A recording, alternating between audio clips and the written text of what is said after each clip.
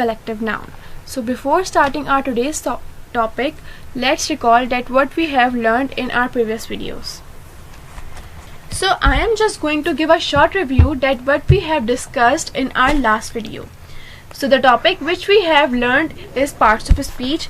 As we all know that we have 8 parts of speech, यानी कि हमें पता है कि कितने parts of speech होते हैं, 8 parts of speech होते हैं. So I will try to explain each and every parts of speech briefly. तो मैं कोशिश करूँगी कि मैं हर parts of speech जो है वो थोड़ा थोड़ा बताती चलूँ, क्योंकि आप लोग जो है parts of speech जो है डीपली जो है पढ़ चुके हैं. ठीक है.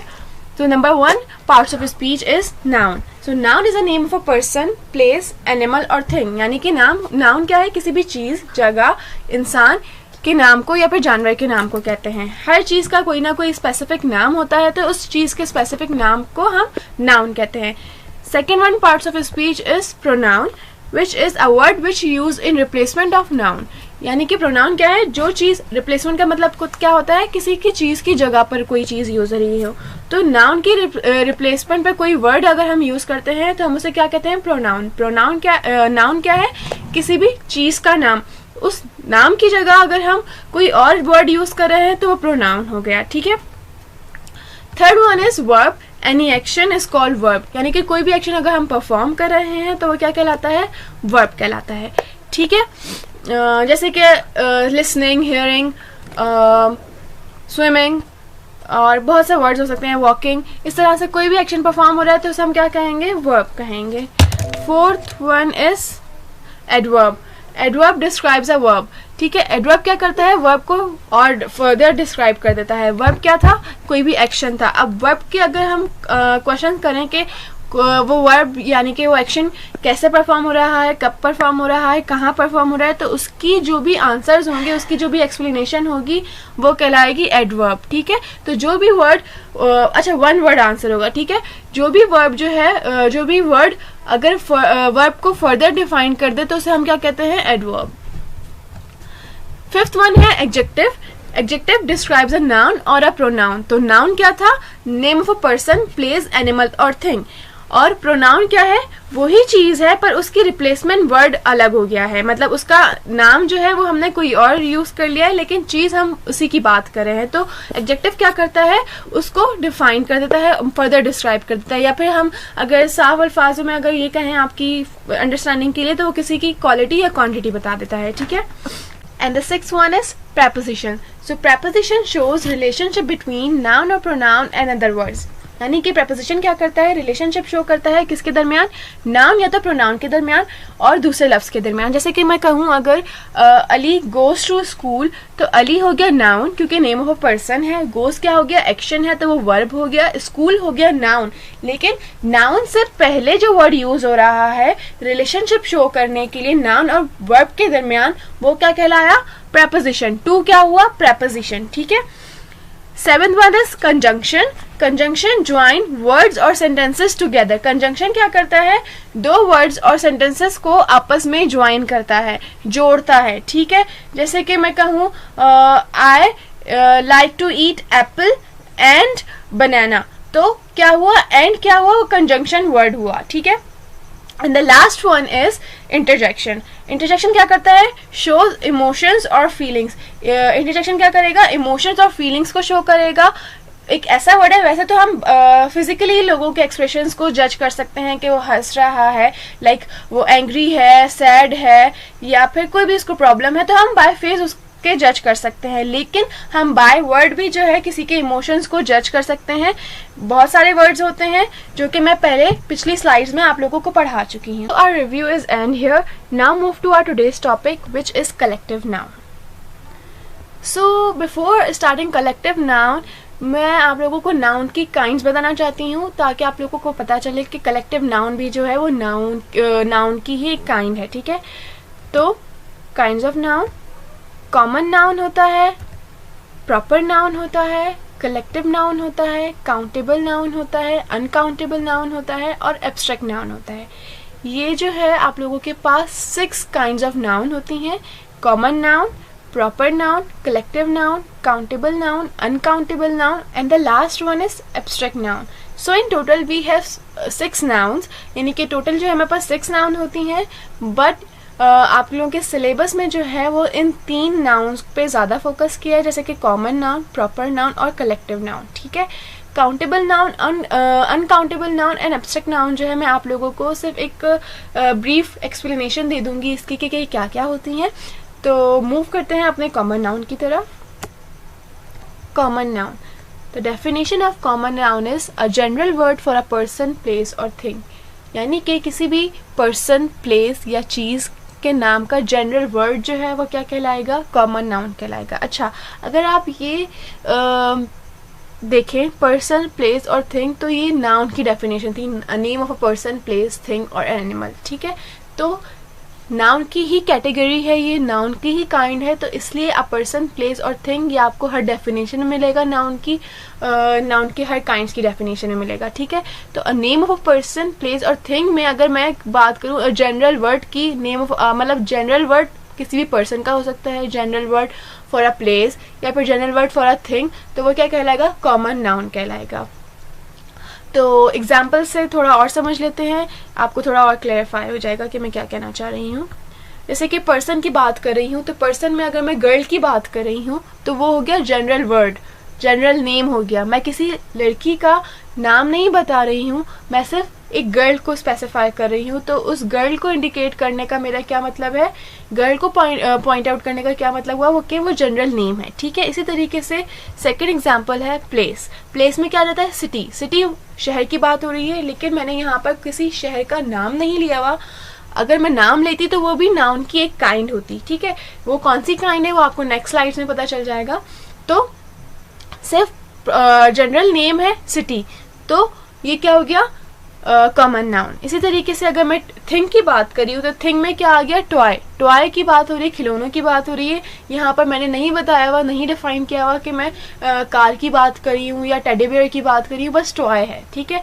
तो जो भी जनरल वर्ड होता है किसी भी चीज़ का नाम, मतलब जनरल नेम हुआ, यानी कि किसी भी इंसान का नाम, किसी भी जगह का नाम या फिर किसी चीज़ का नाम, वो क्या कहलाता है, कॉमन नाउन। जैसे कि अगर मैं बात करूँ क्लास 5 की, ठीक है, तो क्लास 5 क्या हुई, वो हुआ जनरल नेम आप लोगों की क्लास का, ठीक है। क्योंकि अगर मैं बात करती 5A की, 5B या 5C या 5D या फिर 5E, तो ये सेक्शंस को मैं डिफाइन कर देती, तो मैं पॉइंट आउट करी होती पर्टिकुलर सेक्शन पे, तो वो जो है आप लोग का कॉमन नाउन नहीं होता, वो कोई और सा नाउन होता। वो मैं आप लोगों को फर्दर जो है एक्सप्लेन करूंगी तो आप लोग को पता चलेगा। तो मतलब कोई भी चीज़ का अगर मैं जनरल नेम ले रही हूँ, आप लोग की सारी क्लासेस का, सारे सेक्शंस का जनरल नेम क्या है, क्लास 5, तो क्लास 5 क्या हुआ, जनरल नेम हुआ, और जनरल नेम क्या कहलाता है, किसी भी चीज़ का कॉमन नाउन, ठीक है। सेकेंड वन है आप लोगों के पास प्रॉपर नाउन। अब प्रॉपर नाउन क्या होता है, उसकी डेफिनेशन देख लेते हैं। Proper noun is a specific name of a person, place और थिंग। प्रॉपर नाउन क्या है, किसी भी चीज का स्पेसिफिक नेम है। पहले क्या था, पहले था आप लोगों का जनरल नेम था, जनरल वर्ड था, अब क्या है, स्पेसिफिक नेम है ऑफ अ पर्सन, प्लेस और थिंग, ठीक है। जैसे कि अगर मैं पर्सन की बात करी हूँ तो यहाँ पर लिखा हुआ है एमिली, ठीक है। एमिली क्या है, एक लड़की का नाम है, ठीक है। तो ये क्या हो गया, स्पेसिफिक नेम हो गया, लड़की को मैंने पॉइंट आउट कर दिया कि साफ पता चल गया कि आपको मैं किस लड़की की बात कर रही हूँ, ठीक है। अगर मैं गर्ल में बात करती तो गर्ल्स बहुत सारी हो सकती हैं, मैंने किसी लड़की का नाम नहीं लिया तो आपको जनरल वर्ड होता है वो, ठीक है। अब मैंने यहाँ पे पॉइंट आउट कर दिया है, लड़की का नाम बता दिया है, तो वो क्या होगा, स्पेसिफिक नेम। और स्पेसिफिक नेम क्या होता है, प्रॉपर नाउन, ठीक है। इसी तरीके से मैं प्लेस की बात करी थी, मैंने सिटी की बात की थी, ठीक है। अब सिटी से मैंने यहाँ पे बता दिया सियाटल। सियाटल क्या है, अमेरिका का एक जो है वो शहर है, तो सियाटल की बात ही की है, तो सियाटल क्या हो गया, एक शहर का नाम हो गया। तो यहाँ पर जनरल वर्ड नहीं रहा, ये स्पेसिफिक नेम हो गया, किसी शहर का स्पेसिफिक नाम हो गया, तो ये हो गया हमारे पास प्रॉपर नाउन। इसी तरीके से थिंग की बात हुई, थिंग क्या हुआ, टेडी बेयर, मतलब कि मैंने डिफाइन कर दी कि मैं कौन सी थिंग की बात कर रही हूँ, टॉय में किस चीज की बात कर रही हूँ, ठीक है। सिर्फ टॉय नहीं बताया मैंने, यहाँ पर बता दिया कि मैं टेडी बेयर की बात कर रही हूँ, ठीक है। तो ये क्या हो गया, प्रॉपर नाउन। इसी तरीके से जैसे मैंने अभी क्लास वाली एग्जाम्पल दी थी, तो अगर मैं 5A स्पेसिफिक बता देती तो वो स्पेसिफिक क्लास का नाम हो जाता, तो वो कौन सा नाम होता, प्रॉपर नाउन, ठीक है।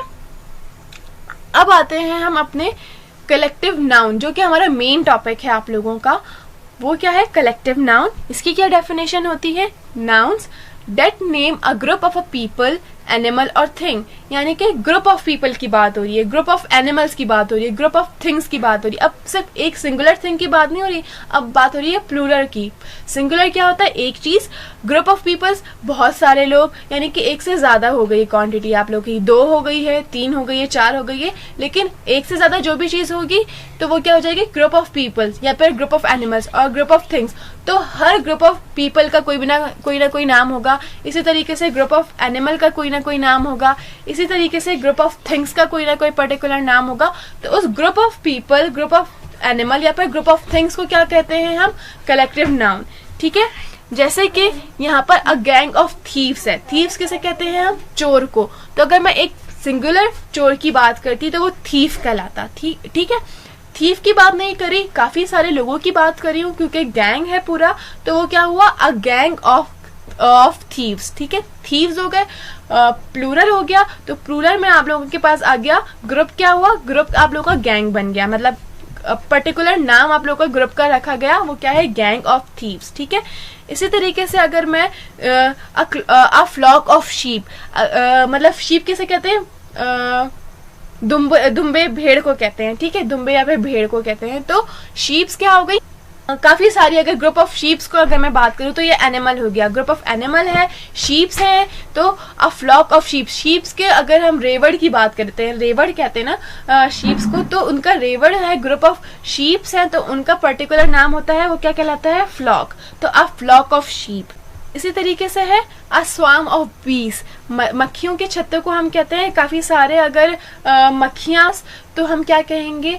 बीस। अगर उनके पूरे हम मतलब जितनी भी मक्खियां होती हैं उस छत्ते को हम कहेंगे अ स्वार्म। स्वार्म कहते हैं उस मक्खी के छत्तों को। तो हर ग्रुप ऑफ एनिमल्स या ग्रुप ऑफ पीपल्स या फिर ग्रुप ऑफ थिंग का कोई ना कोई पर्टिकुलर नेम कहलाता है कलेक्टिव नाउन। ठीक है, इसके बाद आप लोगों के पास आ गए काउंटेबल नाउन। आप लोग का जो मेन टॉपिक था वो कलेक्टिव नाउन था, जो कि मैं आप लोग को समझा चुकी हूँ। ठीक है, तो आप इसके बाद जो है काउंटेबल नाउन है, अनकाउंटेबल नाउन है, एब्स्ट्रैक्ट नाउन है। ये आप लोगों के सिलेबस में नहीं है, लेकिन मैं फिर भी आप लोगों को डिफाइन कर देती हूँ कि क्या होता है। काउंटेबल नाउन होता है जो चीज हम काउंट कर सके।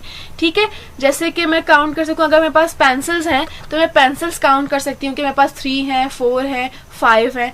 ठीक है, तो ये हो गया कलेक्टिव काउंटेबल नाउन। ठीक है, अगर मैं अनकाउंटेबल नाउन की बात करी हूँ तो ऐसी चीज जो कि मैं काउंट नहीं कर सकती, जैसे कि मैं अगर स्टार्स की बात करूं, पानी की बात करूं, वाटर की बात करूं, या रेन ड्रॉप्स की बात करूं, मतलब कि इस तरीके की चीजों की बात करूं जो कि काउंट नहीं हो सकती, वो क्या कहलाती हैं? Uncountable noun. जैसे कि हमारे हेयर्स हैं, हम काउंट नहीं कर सकते, फिंगर्स हम काउंट कर सकते हैं, तो एक काउंटेबल नाउन हो गया।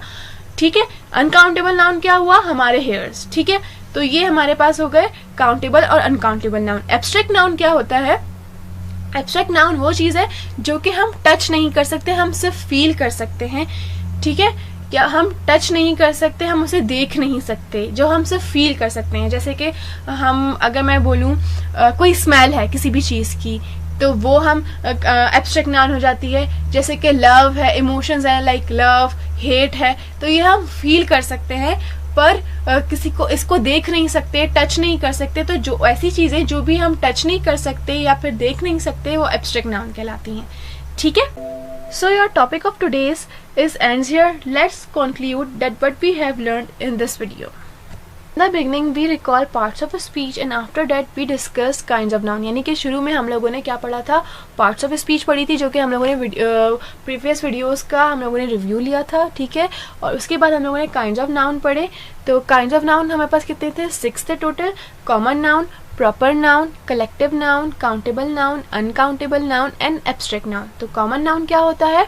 किसी भी name of a person, animal या फिर थिंग का जनरल नेम कहलाता है कॉमन नाउन। ठीक है, प्रॉपर नाउन क्या होता है? Specific name of a person, place, animal और थिंग, यानी कि किसी भी इंसान का, जानवर का, थिंग का या फिर प्लेस का प्रॉपर नेम यानी कि स्पेसिफिक नेम क्या कहलाता है, प्रॉपर नाउन। जैसे कि मैंने एग्जांपल दी थी गर्ल की, अगर मैं बात करूं सिर्फ जनरल नेम है गर्ल, तो इसलिए वो क्या हुआ, कॉमन नाउन है। अगर मैं गर्ल को स्पेसिफाई कर दूं यानी कि पॉइंट आउट कर दूं कि ये जो है आयशा की बात हो रही है, तो वो क्या हो गया, प्रॉपर नाउन हो गया। कलेक्टिव नाउन क्या होता है, ग्रुप ऑफ पीपल्स का एक पर्टिकुलर नेम होगा अगर, तो वो कलेक्टिव नाउन कहलाएगा। ग्रुप ऑफ एनिमल्स का या फिर ग्रुप ऑफ थिंग्स का, तो वो जो ग्रुप ऑफ पीपल्स या ग्रुप ऑफ थिंग्स या फिर ग्रुप ऑफ एनिमल्स की बात हो रही हो तो वो कलेक्टिव नाउन कहलाता है। ठीक है।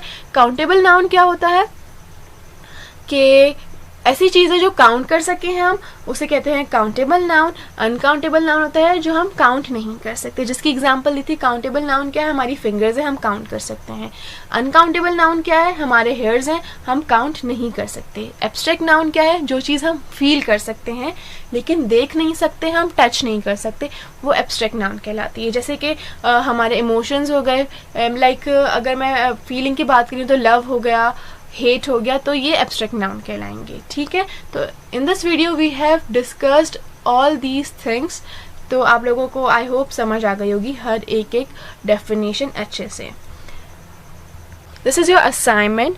सो what you have to do, आप लोगों ने अपनी ओपन्स करनी है वर्कबुक, और वर्कबुक आप लोग कर चुके हैं पहले भी, तो पेज नंबर 2 ओपन करेंगे। क्वेश्चन नंबर 1 एंड 2 जो है आप लोग कर चुके होंगे। क्वेश्चन नंबर 3 भी कर चुके हैं, लेकिन क्वेश्चन नंबर 3 का ए एंड बी पार्ट जो है मैंने स्किप करवा दिया था, क्योंकि उस वक्त हमने डिस्कस नहीं किया था common nouns and proper nouns. तो अब हम लोग डिस्कस कर चुके हैं, तो अब आप लोगों ने 3 कॉमन नाउन्स लिखने हैं और 3 प्रॉपर नाउन्स लिखने हैं इन ब्लैंक स्पेस पे। ठीक है। अब इसके बाद क्या करेंगे, आप लोग पेज नंबर 2 का है ये काम। पेज नंबर 3 आप लोगों को नहीं करना, स्किप कर देगा। पेज नंबर 4 लोगों ने पेज नंबर 5 ओपन करना है, और उसमें आप लोगों ने पार्ट ई देखना है। क्या करना है, अ हर्ड ऑफ वर्ड्स। इसमें क्या लिखा है, सम नाउन्स। अच्छा, ये एक्सरसाइज जो है ना वो पूरी आप लोगों की कलेक्टिव नाउन से ही बेस करती है। ठीक है। अब इसमें क्या करना है, some nouns name a collection of things, these are called collective nouns. Collection of things क्या कहलाती है, ग्रुप ऑफ पीपल्स का मैंने बताया था, जैसे ग्रुप ऑफ एनिमल्स। तो ये कलेक्शन ऑफ थिंग्स अगर क्या कहलाएगी, कलेक्टिव नाउन कहलाएगी। ठीक है। किसी भी चीज़ की कलेक्शन कलेक्टिव नाउन है, ये आपको मैं जो एक्सप्लेन कर चुकी हूँ। यहाँ पे क्या दी हुई है example, a pack of horns और अ डेक ऑफ कार्ड्स। तो पैक ऑफ हॉर्न्स क्या कहलाता है, सॉरी हॉर्न्स का ग्रुप क्या कहलाएगा, अ पैक। और अ डेक ऑफ कार्ड्स क्या कहते हैं, ताश के पत्तों को कहते हैं, तो उसकी जो गड्डी होती है वो डेक कहलाती है। ठीक है। तो we don't say a pack of clothes और अ पैक ऑफ स्टून्स। ठीक है।